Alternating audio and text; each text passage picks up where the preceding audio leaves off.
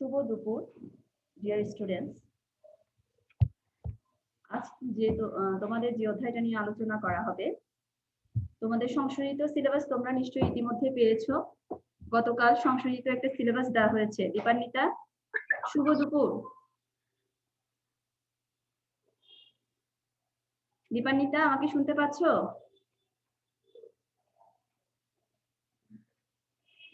দীপান্বিতা, আমাকে কি শুনতে পাচ্ছো?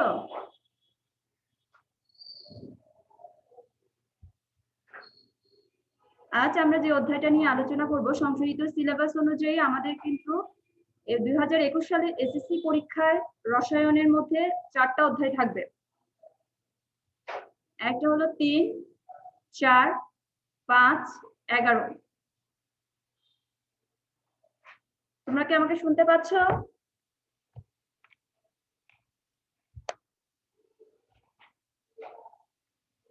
আজ আমরা যে অধ্যায়টা নিয়ে আলোচনা করব সেটা হলো তৃতীয় অধ্যায়। তারপর আগামীকাল যে অধ্যায়টা নিয়ে আলোচনা করা হবে সেটা হলো চতুর্থ অধ্যায়। তৃতীয় অধ্যায়ে যে পাঠ্য সম্পর্কে আলোচনা করব সেটা হলো পদার্থের গঠন। তৃতীয় অধ্যায়টা মূলত কিসের উপর? পদার্থের গঠনের উপর, যেটাকে বলা হয় structure of matter. Structure of ম্যাটারের মধ্যে আমরা যে মৌলগুলো দেখছি, এখানে কিছু মৌল, পরমাণু, কণিকা এসব সম্পর্কে আমরা আলোচনা করব। দীপান্বিতা, আমাকে কি শুনতে পাচ্ছো? ইয়েস মিস, শুনতে পাচ্ছি। হ্যাঁ, কেমন আছো? ভালো আছি মিস, আপনি কেমন আছেন? ভালো আছি আমিও। এখন আজকে তোমাদের যে অধ্যায়টা নিয়ে আলোচনা করব সেটা হলো কি তৃতীয় অধ্যায়। তোমাদের 21 সালের সিলেবাস কি তোমরা পেয়েছো? সংশোধিত সিলেবাস? হ্যাঁ, গতকাল যেটা ছিল সেখানে মাত্র রসায়নের 4টা অধ্যায় এবার তোমাদের পরীক্ষা হবে। জানো কি সেটা?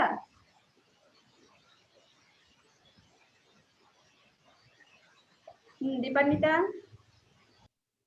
Yes miss. হ্যাঁ, তাহলে আমাদের 4টা অধ্যায়ের উপর কিন্তু তোমাদের এবার 2021 সালের এসএসসি পরীক্ষার রসায়ন পরীক্ষাটা হবে। সেখানের মধ্যে প্রথম অধ্যায়টা হলো তৃতীয় অধ্যায়। প্রথম অধ্যায়টা কি? তৃতীয় অধ্যায়। তৃতীয় অধ্যায়টা হলো পদার্থের গঠন। নিশ্চয়ই তোমরা এগুলো পড়েছো। আজকে আমরা সব কিছু সম্পর্কে তৃতীয় অধ্যায়ের খুঁটিনাটি যা কিছু আছে তার সম্পর্কে আলোচনা করব। ঠিক আছে? ওকে মিস।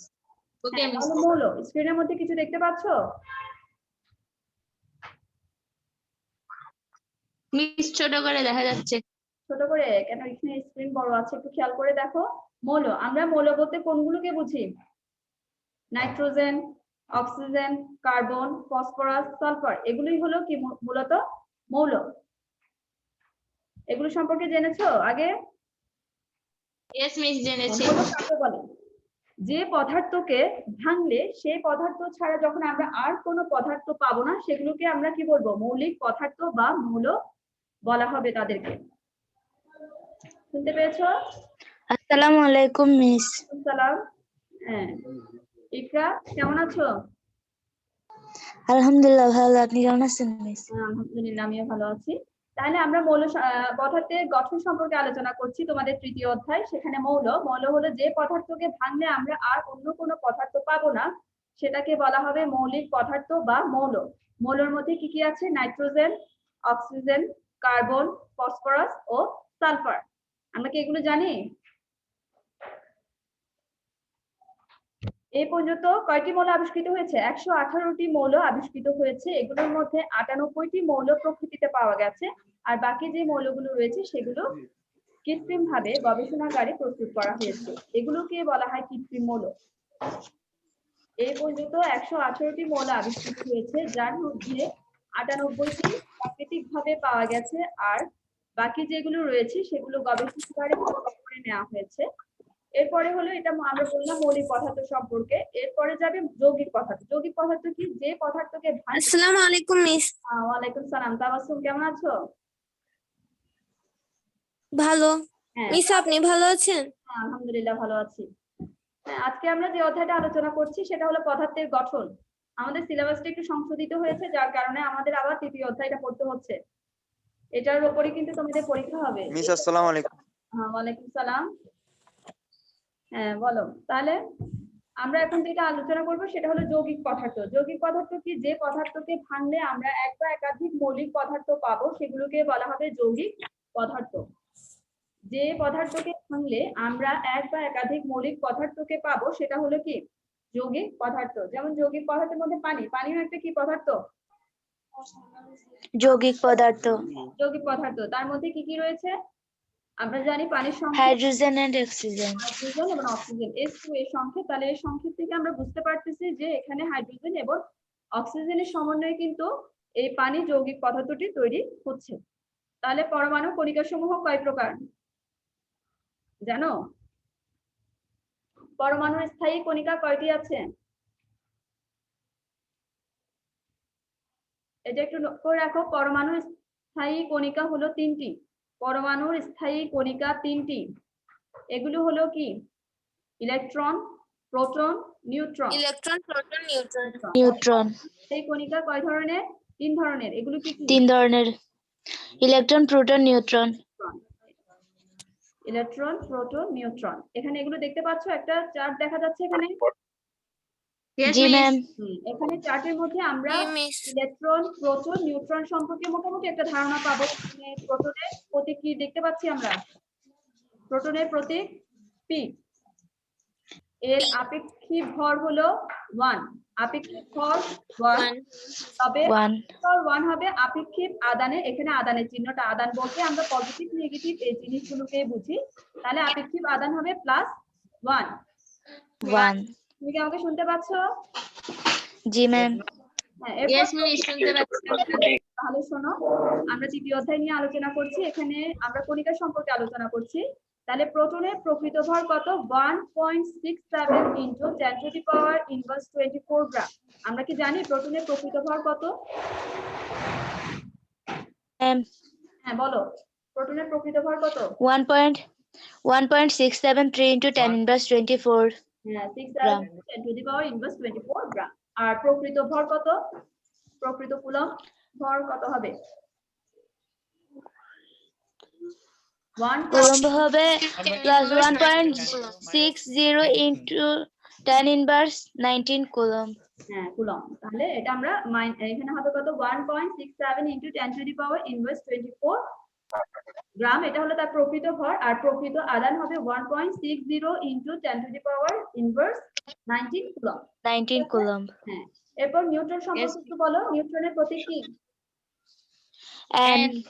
N। আপেক্ষিক ভর 1, আপেক্ষিক ভর 1। আপেক্ষিক আদান 0। আপেক্ষিক আদান 0। নিউট্রাল বলি না, কোন একটা জিনিসকে নিউট্রাল মানে হলো ওই জিনিসটার কোনো ভ্যালু নেই। ঠিক আছে? সেক্ষেত্রে আমরা নিউট্রনের ক্ষেত্রে আপেক্ষিক আদান মনে রাখবো। কোনো কিছুকে পজিটিভ নেগেটিভ কোনো কিছু হবে না, শুধুমাত্র 0। ঠিক আছে? নিউট্রনের আপেক্ষিক আদান 0।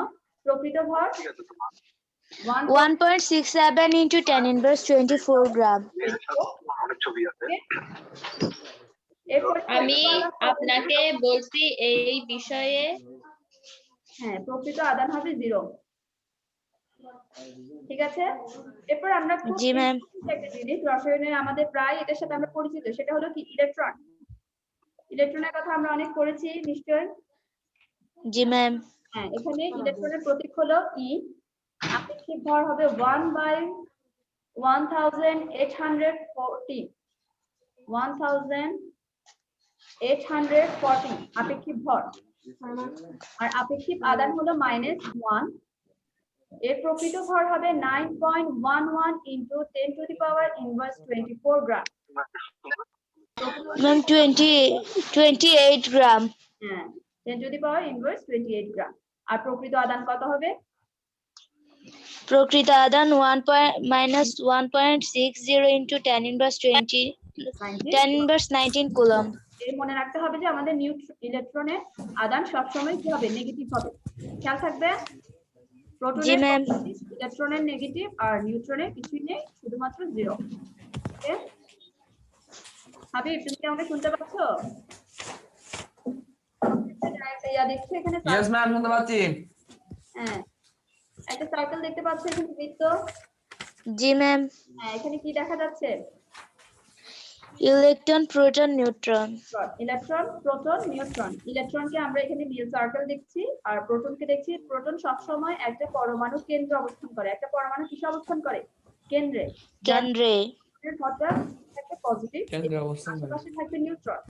প্রোটনের আশেপাশে কি থাকবে? নিউট্রন। নিউট্রন।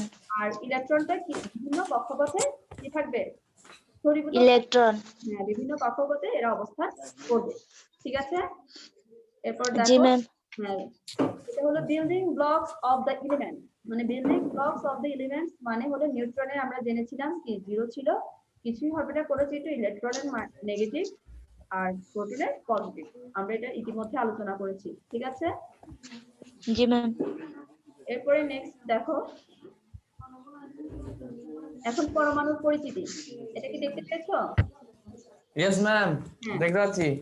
এটা হলো atomic number of mass number. ঠিক আছে? অ্যাটমিক নাম্বার সম্পর্কে আণবিক ভর এবং আণবিক ভর সম্পর্কে আমরা জানবো, আণবিক পারমাণবিক ভর সম্পর্কে। ঠিক আছে? এরপর জি পারমাণবিক ম্যাম। সংখ্যা কি জিনিসটা জানো? অ্যাটমিক নাম্বার বা পারমাণবিক সংখ্যা। Yes ma'am. জি ম্যাম। একটু বলো তো আমাকে দেখি।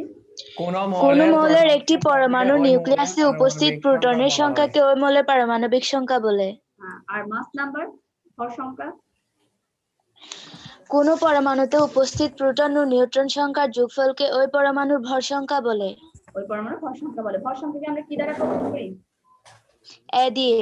এ দিয়ে। তাহলে যদি বলা হয় সোডিয়াম, সোডিয়াম ঠিক আছে, আমি সোডিয়াম লিখলাম, বাম পাশে কর্নারে 23 আর নিচে কর্নারে 11 লিখলাম, তাহলে এটা দ্বারা 11 আমি কি বুঝবো? ভর সংখ্যা। সোডিয়ামের ভর সংখ্যা সোডিয়ামের ভর সংখ্যা 23 হবে আর প্রোটন সংখ্যা 11 হবে। 12। ইলেকট্রন সংখ্যা হবে 12। নিউট্রন সংখ্যা 12 হবে। হ্যাঁ, তাহলে আমরা এটা মোটামুটি দেখে বুঝবো কোনটা কি হবে, সেটা বোঝা যাবে সোডিয়াম থেকে। ঠিক আছে? জি ম্যাম। তাহলে সোডিয়ামের ভর সংখ্যা কত তাহলে? সোডিয়ামের ভর সংখ্যা 23। সোডিয়ামের ভর সংখ্যা কত? আখি বলো। 23। 23। সংখ্যা 11। হ্যাঁ 11। প্রোটন সংখ্যা 11। সংখ্যা কত হবে? নিউট্রন সংখ্যা আমরা কিভাবে পাবো? 12। সংখ্যা থেকে প্রোটন সংখ্যা বাদ দিয়ে কিন্তু আমরা নিউট্রন সংখ্যাটা পাবো। তাহলে 23 - 11 = 12। তাহলে যে কোনো সংখ্যা এভাবে তোমাদের যদি এমসিকিউ থাকে তাহলে তোমরা এগুলো বের করে দিতে পারবে, প্রোটন সংখ্যা নিউট্রন সংখ্যা। ইনশাআল্লাহ ম্যাম। হ্যাঁ, ইনশাআল্লাহ পারা যাবে। ইনশাআল্লাহ। তাহলে ভর সংখ্যা, অ্যাটমিক নাম্বার আর মাস নাম্বার নিয়ে কোনো কোয়েশ্চেন? আচ্ছা, অ্যাটমিক নাম্বারকে আমরা কি দ্বারা প্রকাশ করি জানো? জেড দিয়ে। জেড দিয়ে প্রকাশ করা হয়। অ্যাটমিক নাম্বারকে আমরা জেড দিয়ে প্রকাশ করি। ঠিক আছে? তাহলে অ্যাটমিক নাম্বার আর মাস নাম্বার সম্পর্কে আমাদের আলোচনা হয়েছে। এরপরে আমরা যেটা পড়বো সেটা হলো কি পরমাণু মডেল। আচ্ছা, আমি এখান থেকে তোমাদের কিছু কোয়েশ্চেন করছি, দেখ স্ক্রিনে কিছু কোয়েশ্চেন আসবে, এগুলো আনসার দিবা। কয়েকটি মৌলের নাম বলো। Sodium, helium, magnesium, boron, carbon, chlorine, nitrogen, argon, scandium, titanium, vanadium. অনেকগুলো মৌলের নাম বলেছি। তাহলে আমরা এখানে দেখি কয়টা মৌলের নাম। অনেকগুলো আছে, nitrogen, oxygen, carbon, phosphorus, calcium, magnesium, sulphur ইত্যাদি। আরো অনেক আছে, তোমরা কিছু বলেছো। ঠিক আছে? তাহলে এখানে অনেকগুলো আমরা মৌলের নাম জানি। অনেকগুলো মৌল আবিষ্কৃত হয়েছে, কিন্তু অনেকগুলো মৌল আবিষ্কৃত হয়েছে। তারপর নেক্সট প্রশ্নটা একটু দেখো, পরমাণু স্থায়ী কণিকা কয়টি ও কি কি? পরমাণুর স্থায়ী কণিকা 3টি, প্রোটন, ইলেকট্রন, নিউট্রন। প্রোটন ও নিউট্রন। হ্যাঁ, গুড। তারপরে স্বাভাবিক পরমাণুতে ইলেকট্রন ও প্রোটন কিরূপ সংখ্যায় থাকে? একই থাকে। স্বাভাবিক একই সমান থাকে। থাকে। গুড, যে বলছো হ্যাঁ সমান বা একই থাকে। এরপরে নেক্সট দেখি আমরা কি পাই। নিউক্লিয়াসের অবস্থান কোথায়? একটা পরমাণু নিউক্লিয়াস পরমাণুর মাঝখানে। কেন্দ্রে। কেন্দ্রে। পরমাণুর কেন্দ্রে। গুড। নিউক্লিয়াসে কি কি অবস্থান করে? নিউট্রন ও প্রোটন ও প্রোটন। নিউট্রন নিউট্রন অবস্থান ও করে। প্রোটন। এরপর নেক্সট প্রশ্নটা কি, পারমাণবিক সংখ্যা কি? কোন মৌলের একটি পরমাণুর কোন নিউক্লিয়াসে মৌলের উপস্থিত মোট প্রোটনের প্রোটন সংখ্যাকে ওই সংখ্যার মৌলের সমষ্টিকে ওই পারমাণবিক মৌলের সংখ্যা বলে। পারমাণবিক সংখ্যা বলা হয়। গুড। তাহলে পরমাণুর প্রোটন সংখ্যাকে আমরা মূলত তার পারমাণবিক সংখ্যা বলবো। বলি হ্যাঁ, পরমাণু নিজস্ব সত্তা বা পরিচয় কি? আমরা কিভাবে একটা পরমাণুকে চিনবো? কিভাবে জানা যাবে? তার সংখ্যা দিয়ে, পারমাণবিক সংখ্যা তার দিয়ে কিন্তু আমরা পারমাণবিক সংখ্যা দিয়ে। চিহ্নিত করতে পারবো। ঠিক আছে? জি ম্যাম। হ্যাঁ, এরপরে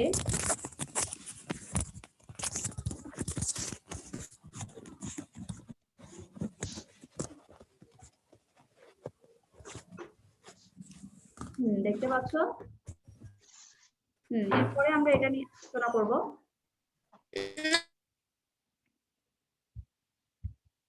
মিস এখনো কিছু আসছে নাকি? একটু ওয়েট। মিস আসতেছে না। এখন দেখতে পাচ্ছ?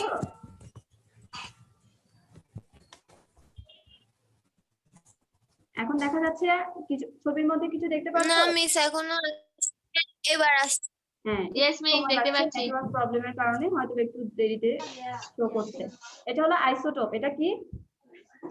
আইসোটোপ। আইসোটোপ। বিকারের মধ্যে কিছু ছোট ছোট বিকারের মধ্যে এখানে স্যাম্পল গুলো কালেকশন করা হচ্ছে, কিছু তাপ দেওয়া হচ্ছে। এখানে একটা গ্লাস আছে যেটা কেমিস্ট্রিতে ল্যাবের মধ্যে পড়া হয়, আর এটা হচ্ছে বিকার, বিকারের মধ্যে একটা থার্মোমিটার। ঠিক আছে? আর এখন আমরা যেটা পড়বো সেটা হলো আইসোটোপ সম্পর্কে। ঠিক আছে?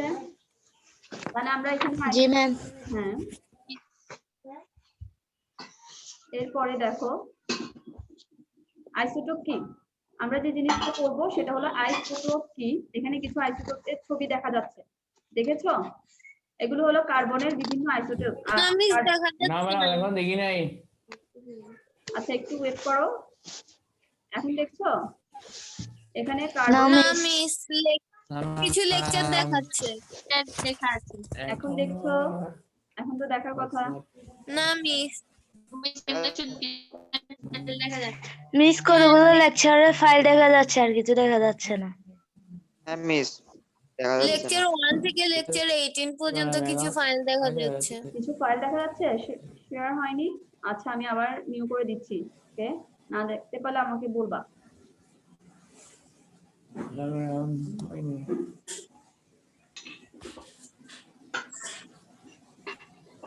এখন দেখতে পাচ্ছ কি? এখন দেখা যাচ্ছে? হাবিব, দেখতে পাচ্ছ? না মিস মিম এবার ব্ল্যাক তো কালার। কালার হয়ে গেছে। আসতেছে। হ্যাঁ, আসতেছে, একটু সময় নিচ্ছে। হ্যাঁ, দেখতে পাচ্ছ এখন? মিস হ্যাঁ, এখানে আমরা আইসোটোপ সম্পর্কে পড়ছি যে আইসোটোপ কি, যেসব পরমাণুর প্রোটন বা পারমাণবিক সংখ্যা মিস আসেনি। আসেনি এখনো। যেসব পরমাণুর প্রোটন বা পারমাণবিক সংখ্যা সমান কিন্তু ভর সংখ্যা ভিন্ন তাদেরকে পরস্পরের আইসোটোপ বলে। নিউট্রন সংখ্যা ভিন্ন তাদেরকে। এখন দেখতে পাচ্ছ? না মিস ব্ল্যাক একটা আমার এখানে তো স্ক্রিন show করছে, দেখাচ্ছে। তোমাদের এখানে দেখা না যাওয়ার কারণ কি? একটু আবার চেষ্টা করো, দেখতে পাচ্ছ? ম্যাম এখানে দেখা যাচ্ছে না। এই দেখো, এখন দেখছো? আচ্ছা, আইসোটোপ কি আমাদেরকে এটা একটু বলো। না আইসোটোপ কি? মিস যে সকল কোন পরমাণুর মৌলের প্রোটন সংখ্যা সমান প্রোটন কিন্তু ভর সংখ্যা ও নিউট্রন সমান সংখ্যা কিন্তু ভিন্ন ভর সংখ্যা ভিন্ন, তাদেরকে তাকে আইসোটোপ বলে। বলা হয়। তাদেরকে আমরা কি বলবো? আইসোটোপ বলি। আইসোটোপ। ঠিক আছে? এরপরে আপেক্ষিক পারমাণবিক ভর জিনিসটা কি? আপেক্ষিক পারমাণবিক ভর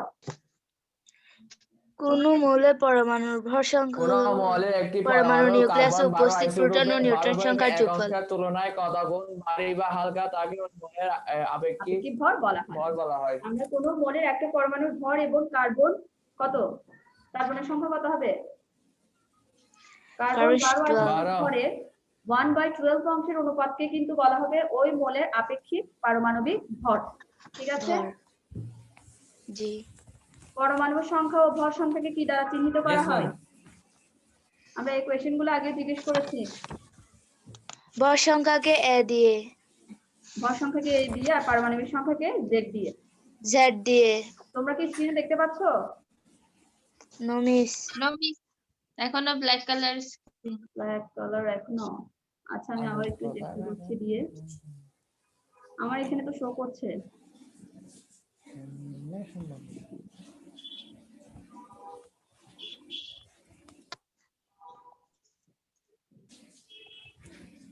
এখন দেখতে পাচ্ছ নাকি দেখো? ইয়েস ম্যাম এখন দেখা যাচ্ছে। ইয়েস মিস, এখন দেখা তাহলে যাচ্ছে। আমরা আইসোটোপ সম্পর্কে যেটা পড়েছিলাম যে যেসব পরমাণু প্রোটন ও পারমাণবিক সংখ্যা সমান হবে কিন্তু ভর সংখ্যা ভিন্ন, তাদেরকে আমরা পরস্পরের আইসোটোপ বলবো। ঠিক আছে? তারপর নেক্সট জি ম্যাম। Yes, দেখো, পারমাণবিক সংখ্যাকে কি দ্বারা বলেছিলাম? পারমাণবিক সংখ্যাকে Z দ্বারা এবং ভর Z সংখ্যাকে A দ্বারা। দ্বারা চিহ্নিত করা হয়। প্রকাশ করা হয়। হ্যাঁ, অ্যালুমিনিয়ামের প্রোটন সংখ্যা ও নিউক্লিয়ন সংখ্যা কত? অ্যালুমিনিয়ামের প্রোটন সংখ্যা ও নিউক্লিয়ন সংখ্যা কত? অ্যালুমিনিয়াম পারা যাবে? হ্যাঁ, আমি এখানে দেখো কি বলেছি, এখানে অ্যালুমিনিয়ামের প্রোটন সংখ্যা হলো 13, আর 13, নিউক্লিয়ন সংখ্যা 27। মনে থাকবে? জি ম্যাম। হ্যাঁ, অ্যালুমিনিয়ামের প্রোটন সংখ্যা 13, নিউক্লিয়ন সংখ্যা 27। এরপর এর ইলেকট্রন, প্রোটন ও নিউট্রন সংখ্যা নির্ণয় করো। যখন এর ইলেকট্রন, প্রোটন ও নিউট্রন সংখ্যা দিতে বলবে তখন কিভাবে দিব এটা? আমরা যখন একটা সংখ্যা লিখি, দেখতে পাচ্ছ? Yes, miss. হ্যাঁ, এটা কত? প্রোটন সংখ্যা 19 দেখাচ্ছে, ইলেকট্রন সংখ্যা 19, আর নিউট্রন সংখ্যা কত হবে? আমরা প্রোটন আর নিউট্রন সংখ্যা যখন বাদ দিব, 39 থেকে 19 বাদ দিয়ে হবে কত? 20। ঠিক আছে? 20. প্রকৃতিতে হাইড্রোজেনের কয়টি আইসোটোপ আছে? 3টি। 3টি। গুড, পেরেছো তাহলে তোমরা। নেক্সট প্রশ্নটা দেখো, অক্সিজেনের পারমাণবিক ভর কত?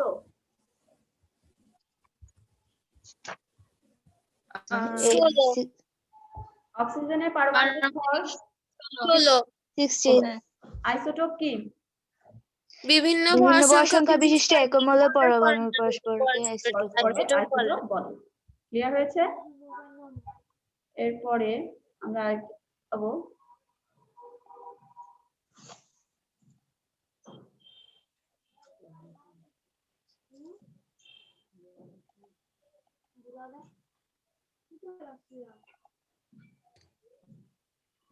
এখন কি দেখতে পাচ্ছ? না মিস, আগের মতো এখন লেকচার লেকচারে চার্ট দেখা যাচ্ছে। মিস আবার শেয়ার দেন মানে প্রথম থেকে হ্যাঁ, এটাই ফার্স্ট থেকে আবার শেয়ার দিতে হচ্ছে। ডিস্টার্ব করতেছে। আচ্ছা, এখন আশা করি ডিস্টার্ব হবে না, এখন দেখতে পাবে। ঠিক আছে? দেখো, মিস তেজস্ক্রিয় আইসোটোপের ব্যবহার। তেজস্ক্রিয় আইসোটোপ আমরা কোথায় কোথায় ব্যবহার করি? চিকিৎসা ক্ষেত্রে, চিকিৎসা ক্ষেত্রে, কৃষি ক্ষেত্রে, দেখছো শিল্প ছবিগুলো, ক্ষেত্রে। মনোগ্রাম ইয়াগুলো দেখা যাচ্ছে, পিকচার গুলো? কৃষি ক্ষেত্রে মিস। ব্যবহার করি, চিকিৎসা ক্ষেত্রে ব্যবহার করি, খাদ্য দ্রব্য সংরক্ষণেও আমরা ব্যবহার করি।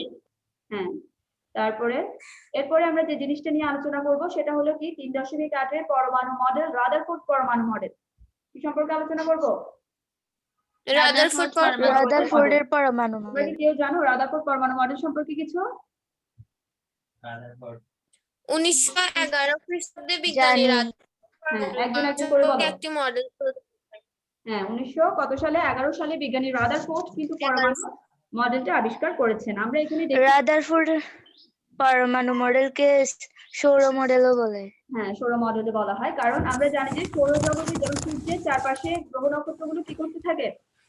ঘুরতে থাকে। সেরকম রাদারফোর্ড পরমাণুর মাঝখানে কিন্তু, প্রোটনের মাঝখানে কিন্তু ইলেকট্রনগুলো কি আকারে, কি বৃত্তাকারে ঘুরতে থাকে। তাহলে পরমাণুর একটি নির্দিষ্ট কেন্দ্র আছে, এই কেন্দ্রটার নাম কি? আমরা এই মাঝখানে যে কেন্দ্র দেখছি রেড কালার, এটার নামটা হলো কি? নিউক্লিয়াস। হ্যাঁ, নিউক্লিয়াসের ভেতরে একটা প্রোটন থাকবে, আর এটা কি থাকবে? আর এর বাইরে থাকবে, নিউক্লিয়াসের বাইরে থাকবে ইলেকট্রন, যেটা আমরা ছবির মধ্যে দেখতে পাচ্ছি যে ভেতরে থাকবে প্রোটন, বাইরে থাকবে ইলেকট্রন। দেখতে পাচ্ছ? রাদারফোর্ড নিউক্লিয়াসের নামকরণ করেন না? হ্যাঁ, রাদারফোর্ড নিউক্লিয়াসের নিউট্রন থাকবে। আচ্ছা, তাহলে পরমাণুর এটা নিউক্লিয়াস, নিউক্লিয়াসের ভেতরে কি থাকবে? প্রোটন থাকবে, বাইরে থাকবে ইলেকট্রন। যেহেতু আপেক্ষিকভাবে আমরা ইলেকট্রনের ভর শূন্য ধরা হয়, কাজেই নিউক্লিয়াসের ভেতরেও প্রোটন আর নিউট্রনের ভরই পরমাণুর ভর হিসেবে আমরা বিবেচনা করব। ক্লিয়ার হয়েছে? এই রাদারফোর্ডের পরমাণু মডেলের স্বীকার্যগুলো কিন্তু তোমাদের খুব ভালো করে দেখতে হবে, মানে এটা নিজের ইচ্ছে মতো লেখা যাবে না, এখানে যে স্বীকার্যগুলো দেওয়া হয়েছে সেম ভাবেই তোমাদের উপস্থাপন করতে হবে খাতায়, ঠিক আছে? তাবাসসুম, Yes, আমাকে miss. শুনতে পাচ্ছো? মিস শুনতে পাচ্ছি। হ্যাঁ, এরপরে 2 নম্বর যে স্বীকার্য সেটাতে কি বলা হয়েছে, নিউক্লিয়াস অত্যন্ত ক্ষুদ্র। আমরা জানি নিউক্লিয়াসটা একদমই ক্ষুদ্র, যে পরমাণুর ভেতরের বেশিরভাগ জায়গায় ফাঁকা থাকে। এই যে পরমাণু নিউক্লিয়াসটা একদমই ক্ষুদ্র দেখছি আমরা, এবং এর জায়গাটা ফাঁকা ফাঁকা দেখা যাচ্ছে না এখানে, দেখতে পাচ্ছ? Yes, miss. হ্যাঁ, এরপরে জি সৌরজগৎ, মিস। হ্যাঁ সৌরজগতে যেমন সূর্যকে কেন্দ্র করে বিভিন্ন কক্ষপথে কি গ্রহগুলো ঘুরতে থাকে, সেম ভাবে নিউক্লিয়াসকেও কেন্দ্র করে তারপর ইলেকট্রন প্রোটন গুলো কি করতে থাকে, প্রোটন তো মাঝখানে থাকে, ইলেকট্রন গুলো ঘুরতে থাকে। তাহলে কোন পরমাণুর নিউক্লিয়াসে কয়টি প্রোটন থাকে, নিউক্লিয়াসের বাইরে সেই কয়টি ইলেকট্রন আছে সেটা কিন্তু আমরা বের করতে পারবো কি? জি মিস। হ্যাঁ, যেহেতু প্রোটন ও ইলেকট্রনের চার্জ একে অপরের সমান ও বিপরীত চিহ্ন, প্রোটনের প্লাস এবং ইলেকট্রনের মাইনাস, সেহেতু তারা বিপরীত না পরস্পরের, জি মিস। তাই পরমাণুর সামগ্রিক চার্জটা কিন্তু প্লাস মাইনাসে আমরা জানি কি হয়ে যায়, প্লাস মাইনাসে ভ্যানিশ হয়ে যাবে, মানে পুরো ফলাফলটা কি থাকবে, শূন্য, ঠিক আছে? এরপরে যে স্বীকার্যটা বলা হয়েছে রাদারফোর্ড বলেছেন সেটা হলো ধনাত্মক চার্জবাহী নিউক্লিয়াসের প্রতি ঋণাত্মক চার্জবাহী ইলেকট্রন এক ধরনের আকর্ষণ বল দ্বারা পরস্পরকে কি করে, অনুভব করে। এই বলটা কিন্তু কেন্দ্রমুখী, এবং কেন্দ্রমুখী বলের কারণে পৃথিবী যেরকম সূর্যের চারদিকে ঘোরে, পৃথিবীর চারদিকে ঘোরে, সূর্যের চারদিকে ঘোরে, সেরকম ইলেকট্রন নিউক্লিয়াসের চারদিকে ঘোরাফেরা করে। তাহলে রাদারফোর্ডের এই পরমাণু মডেলকে আমরা এই জন্যই সৌরজগতের সাথে তুলনা করা হয়েছে। এই মডেল গুলোকে কিন্তু আবার কি বলা যায়, সোলার সিস্টেম মডেল, যেহেতু আমরা সৌর মানে জানি কি সোলার সিস্টেম মডেল বা সৌর মডেল বলে। আবার এই মডেলের সাথে বিজ্ঞানী রাদারফোর্ড সর্বপ্রথম নিউক্লিয়াসের ধারণা দেন। নিউক্লিয়াস কে তাহলে ধারণা দিয়েছে আমাদেরকে সর্বপ্রথম? রাদারফোর্ড। তোমার একটা কোয়েশ্চেন, রাদারফোর্ড ধারণা দিয়েছে। হ্যাঁ, তাহলে এখন তোমার প্রশ্নের আনসারটা পাওয়া গেছে? জি মিস। হ্যাঁ, রাদারফোর্ডই কিন্তু আমাদের নিউক্লিয়াসের ধারণাটা দিয়েছে। এই মডেলটি নিউক্লিয়ার মডেলও বলতে পারবো আমরা, এটাকে কি বলতে পারবো, নিউক্লিয়ার মডেলও বলতে পারবো। তারপরে নিউক্লিয়ার মডেল একজন যখন আবিষ্কার করেন তার বিভিন্ন মতামত দিয়ে তিনি উপস্থাপন করেন, কিন্তু অনেক সময় দেখা যায় আরেকজন বিজ্ঞানী যিনি আসেন এটা নিয়ে গবেষণা করেন, তখন হয়তোবা তার কিছু মতামতের সাথে আরেকজন বিজ্ঞানীর মতামতের অমিল দেখা যায়। সেক্ষেত্রে রাদারফোর্ডের পরমাণু মডেলের কি রয়েছে, কিছুটা সীমাবদ্ধতা রয়েছে, ঠিক আছে? আমরা কিছুটা সীমাবদ্ধতা দেখতে পারি। রাদারফোর্ড সর্বপ্রথম কিন্তু নিউক্লিয়াস এবং ইলেকট্রনের কক্ষপথ সম্পর্কে আমাদের ধারণা দিয়েছিলেন। তিনি সর্বপ্রথম কিন্তু একটা গ্রহণযোগ্য পরমাণু মডেল আমাদেরকে প্রদান করেছেন, কিন্তু তারও কিছু সীমাবদ্ধতা রয়েছে। সীমাবদ্ধতা বলতে ইলেকট্রনের কক্ষপথের যে ব্যাসার্ধ আর আকৃতি সম্পর্কে আমাদের কোনো ধারণা দেননি। দিয়েছেন কি রাদারফোর্ডের পরমাণু মডেলে আমরা কোনো ব্যাসার্ধ আকৃতির ধারণা পেয়েছি? পাইনি। তাহলে এটা তার একটা কি লেগিংস এখানে রয়ে গেছে, ঠিক আছে? এরপরে বি নম্বরে বলেছিল সৌরজগতের সূর্য ও গ্রহগুলোর সামগ্রিক কোনো আদান বা চার্জ নেই। আছে সৌরজগতের সূর্যের গ্রহের কোনো চার্জ আমরা এই পর্যন্ত শুনেছি? হ্যাঁ, তাহলে উনি তো বলেছেন, রাদারফোর্ড বলেছেন, কিন্তু এখানে কি থাকবে, এনে পজিটিভ প্রোটন থাকবে, নেগেটিভ ইলেকট্রন থাকবে। তাহলে এটার সাথে আমরা কোনো কম্পারিজন দেখতে পাচ্ছি না, যে কাজে চার্জবিহীন সূর্য আর এই গ্রহগুলোর কোনো চার্জ যুক্ত নিউক্লিয়াস বা ইলেকট্রনের সাথে তুলনা করা হয়েছে, কাজে চার্জহীন বস্তুর সাথে চার্জ যুক্ত বস্তুর কখনো তুলনা হতে পারে না। এরপরে নেক্সট 3 নাম্বার যেটা বলা হয়েছে যে একের অধিক ইলেকট্রন বিশিষ্ট পরমাণুতে ইলেকট্রনগুলো কিভাবে নিউক্লিয়াসের চারদিকে পরিভ্রমণ করছে সেটা সম্পর্কে আমাদের কোনো ধারণা দেননি। একটা আমরা যে বলেছি এখানে বৃত্তাকার কি তোমার নিউক্লিয়াসের ওখানে ঘোরাফেরা করবে, কিন্তু কিভাবে করবে সেটা সম্পর্কেও কোনো ধারণা আমাদেরকে রাদারফোর্ড দিতে পারেননি। এরপরে ম্যাক্সওয়েল তথ্য অনুসারে ইলেকট্রন নিউক্লিয়াসকে কেন্দ্র করে ক্রমাগত ঘুরতে, মানে ঘুরতে ঘুরতে তারা একসময় শক্তি হারিয়ে ফেলে। ঘূর্ণনের পথটাও ছোট হতে থাকে, এক সময় সেটি নিউক্লিয়াসের উপর পতিত হবে, মানে ঘুরতে ঘুরতে সেটা কি হয়ে যাবে, এই যেমন এখানে ঘোরাফেরা করছে অনেক, ঘুরতে ঘুরতে সেটা এক সময় একটা জায়গায় এসে পতিত হবে, অর্থাৎ পরমাণুর অস্তিত্বই থাকবে না। যখন পরমাণুর অস্তিত্ব থাকবে না সেটা কি হবে, রাদারফোর্ড মানে বলেছে ঘুরতে ঘুরতে এটা তো নিঃশেষ হয়ে যেতে পারে, কিন্তু রাদারফোর্ড আমাদের এই সম্পর্কে কিছুই বলেননি, ঠিক আছে? তাহলে এগুলো গেল তার সীমাবদ্ধতা। দীপান্বিতা আমাকে শুনতে পাচ্ছ? ইয়েস মিস, শুনতে পাচ্ছি। তারপর এখানে কিছু কোয়েশ্চেন আছে, দেখো কিভাবে তেজস্ক্রিয় আইসোটোপ তৈরি করা হয়। নিউক্লিয় বিক্রিয়ার মাধ্যমে তেজস্ক্রিয় আইসোটোপ তৈরি করা হয়। কোন কোন ক্ষেত্রে তেজস্ক্রিয় আইসোটোপ ব্যবহার করা হয়? চিকিৎসা ক্ষেত্রে, খাদ্য সংরক্ষণে, কৃষি ক্ষেত্রে, বিদ্যুৎ উৎপাদনে। তাহলে এসব ক্ষেত্রে আমরা কি দেখতে পাচ্ছি, আমাদের তেজস্ক্রিয় আইসোটোপের ব্যবহার হবে। এরপর তেজস্ক্রিয় আইসোটোপের ক্ষতিকর প্রভাব সমূহ সম্পর্কে বলতে পারবে? তেজস্ক্রিয় আইসোটোপের ক্ষতিকর প্রভাব। তাবাসসুম আমাকে শুনতে পাচ্ছ? তেজস্ক্রিয়তা ক্যান্সার হওয়ার বিশেষ একটি কারণ। হুম, থেরাপিতে তেজস্ক্রিয় পদার্থ ব্যবহার করা হয়, ফলে মাথার চুল পড়ে যায়, বমি বমি ভাব হয়, অনেক সময় আমাদের জন্য প্রয়োজনীয় ব্যাকটেরিয়াকে মেরে ফেলে। তারপর ধ্বংসাত্মক কাজেও তেজস্ক্রিয় আইসোটোপ ব্যবহার করা হয়। হিরোশিমা ও নাগাসাকিতে নিক্ষিপ্ত অ্যাটম বোমা সহ সব ধরনের পারমাণবিক বোমা শক্তির উৎস নিউক্লিয় বিক্রিয়া। নিউক্লিয় বিক্রিয়া। তাহলে তেজস্ক্রিয় আইসোটোপের কিন্তু এটা আমাদের কি করছে, লাভও করছে, আবার এখানে ক্ষতিও করছে, ঠিক আছে? সেই ক্ষেত্রে আমরা এই ক্ষতিগুলোর সম্মুখীন হয়ে থাকি। এরপর নেক্সট আমরা আরেকটা দেখব।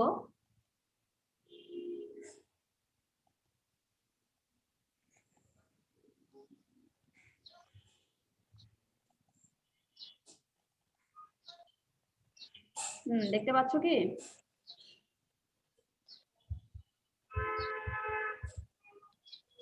না মিস, এখন আসেনি। আমি এখন আবার দিচ্ছি। এখন দেখতে পাবো, দেখা যাচ্ছে এখন।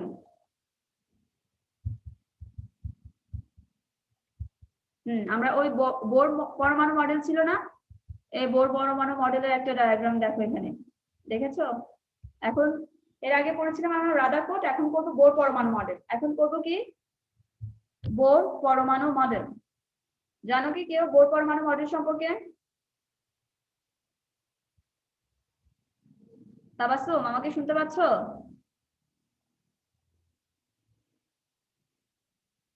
তাবাসসুম, হ্যাঁ, আমরা এখন যেটা সম্পর্কে আলোচনা করব সেটা হলো বোর পরমাণু মডেল। বোর পরমাণু মডেল বলতে পরমাণুতে যে সকল ইলেকট্রন থাকে সেগুলো নিউক্লিয়াসকে কেন্দ্র করে ইচ্ছা মতো যে কোনো কক্ষপথে ঘুরতে পারে না।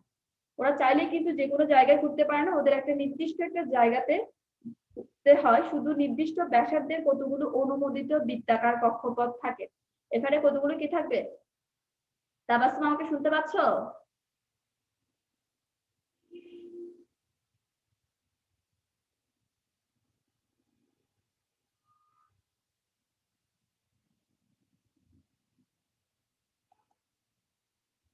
Tabassum,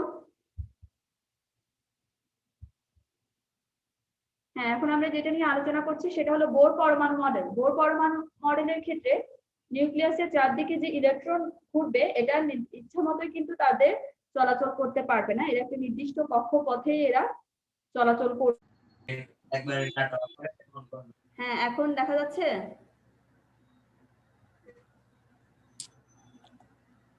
no miss. এখন দেখতে পাবে, দেখছো এখন? এখন কি দেখা যাচ্ছে? ইয়েস মিস, হ্যাঁ, তাহলে দেখতে পাচ্ছি। পরমাণু মডেলে আমরা কি দেখতে পাচ্ছি? বোর পরমাণু মডেল সম্পর্কে জানো? Yes miss. বলো জানলে। বোর পরমাণু মডেলের এখানে কতগুলো কক্ষপথ থাকবে, এই কক্ষপথগুলোকে আমরা নামকরণ করব কি নাম দ্বারা? যেমন কে, এল, এম, এন, এসব নামকরণ করতে হবে, যেখানে এন এর সংখ্যা হবে 1, 2, 3, 4 ইত্যাদি, ঠিক আছে? Yes miss. শুনতে পাচ্ছ? Yes miss. হ্যাঁ, তাহলে আমাকে একটু বোর পরমাণু মডেল সম্পর্কে বলো।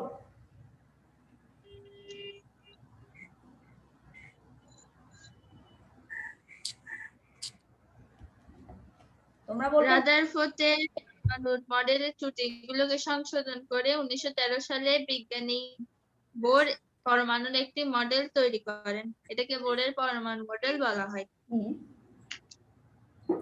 পরমাণুতে যে সকল ইলেকট্রন থাকে সেগুলো নিউক্লিয়াসকে কেন্দ্র করে ইচ্ছেমতো যে কোনো কক্ষপথে ঘুরতে পারে না।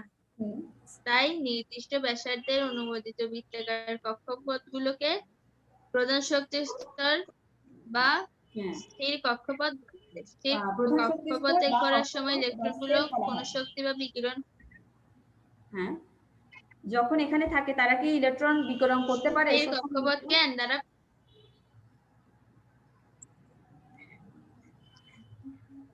শক্তি বিকিরণ করতে পারে না। এই স্থির কক্ষপথগুলোকে আমরা কি দ্বারা প্রকাশ করব? থ্যাংক ইউ, বলতে পেরেছো। স্থির কক্ষপথকে আমরা n দ্বারা প্রকাশ করব। n এর মান কত হবে? 1 2 3 4 যে কোনো সংখ্যা হতে পারে। এর পরবর্তীতে অন্যভাবেও বলা যায় যে n = 2 হলে k প্রধান শক্তি স্তর হবে। ঠিক আছে, n = যদি 2 হয় তাহলে k এর পর কে থাকে? l। এরপর প্রধান শক্তি স্তর যদি 3 হয় তাহলে আমরা তাকে ওই শক্তি স্তরের নাম দিব n। আর n = যদি 4 হয় সেক্ষেত্রে আমরা প্রধান শক্তি স্তরের নাম দিব n। বুঝা গেছে? স্টুডেন্টস আমাকে শুনতে পাচ্ছো? তাবাসসুম, আফতাব আমাকে শুনছো? হ্যাঁ। এরপরে পরবর্তী আরেকটা কি আছে? বোর পরমাণু অনুসারে কিন্তু কোন শক্তি স্তরে ইলেকট্রনের কৌণিক ভরবেগ। ইলেকট্রনে কি সম্পর্কে আলোচনা করা হয়েছে? জি মিস। কৌণিক ভরবেগ। ওটা সূত্রটা কি জানো তোমরা? কৌণিক ভরবেগের yes সূত্র MVR equal to NH/2 হ্যাঁ, mvr = nh/2 ঠিক আছে, এখানে mটা কি?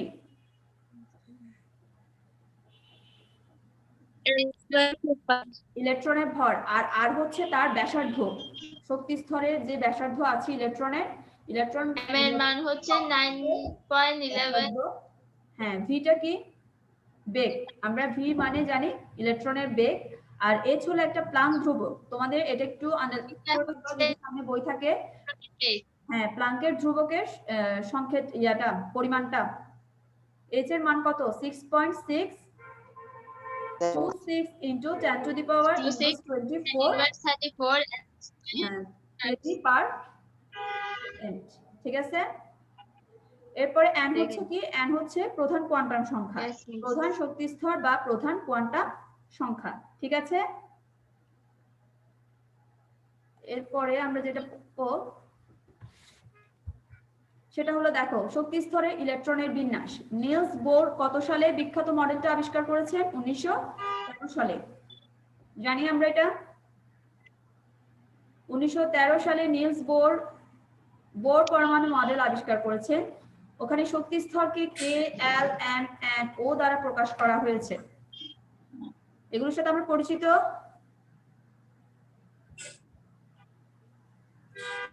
yes miss Yes, পরিচিত। এখানে কে সেলের ইলেকট্রন ধারণ ক্ষমতা কত দেখি বলো তো? কে সেলে কয়টা ইলেকট্রন থাকতে পারবে?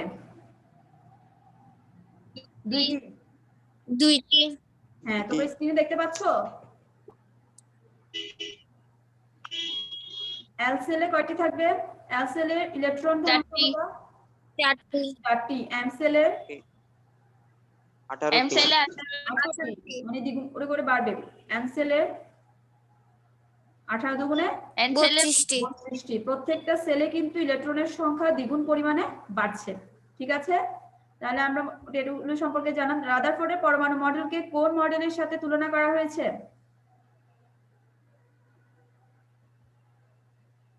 রাদারফোর্ডের পরমাণু মডেলকে কোন মডেলের সাথে তুলনা করা হয়েছে? সৌর মডেল। কত খ্রিস্টাব্দে রাদারফোর্ড তার মডেল প্রকাশ করেন? 1911 খ্রিস্টাব্দে। আর নিলস বোর কত সালে তার মডেল আবিষ্কার করেন? 1913 1913 সালে। শক্তি স্তরকে কি দ্বারা প্রকাশ করে বলছিলাম? দেখি K L কে, M এল, ও। হ্যাঁ, কে, এল, এম, এন, ও। এরপরে আমরা পড়ব N O নেক্সট। এখন কি কিছু দেখা যাচ্ছে? হ্যাঁ, তোমরা কিছু দেখতে পাচ্ছো? এখন আসেনি মিস। মিস ওই লেকচারটা আসতেছে না। লেকচারটা আচ্ছা, ওয়েট, আসবে এখন।